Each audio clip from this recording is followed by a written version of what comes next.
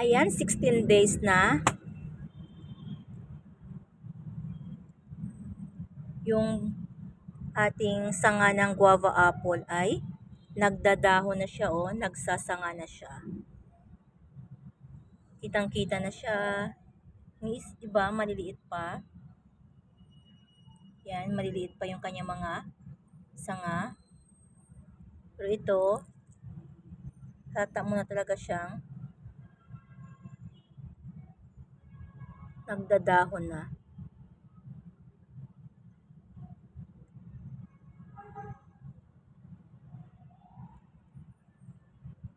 O, di ba?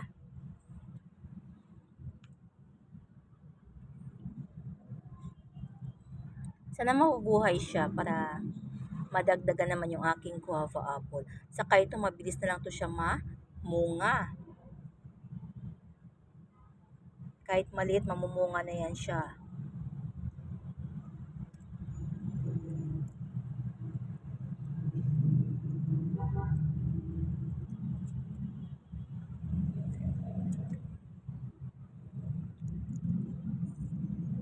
Sixteen days.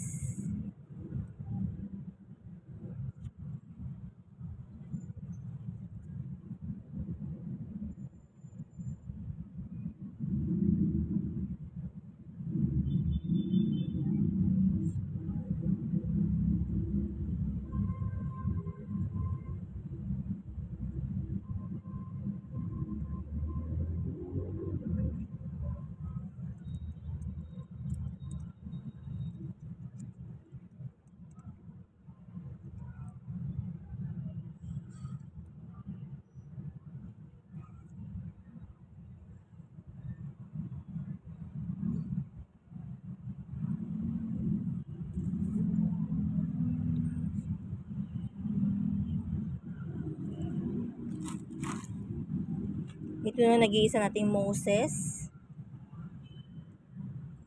Ito yung lily bulb natin. Ating oregano. Meron din tayo ditong Queen of the Night. Ito, kailangan nating i-cuttings para lalo siyang lumago. Kasi itong mga sanga niya, very old na, lumang-luma na. Kailangan na natin i-cut para mapalitan ng panibagong mga dahon.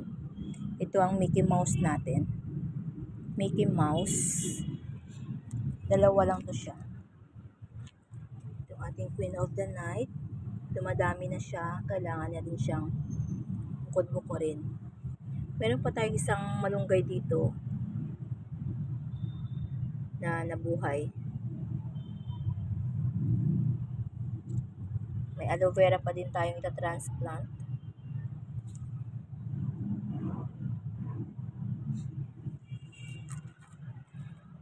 Ayan, antabayan na natin itong ating guava apple kung lalaki talaga siya. Ito ay 16 days pa lang. Ito, meron tayong mga punlang siling labuyo. Pag medyo malaki-laki na, ito pwede natin i-transplant pag ganito kalaki.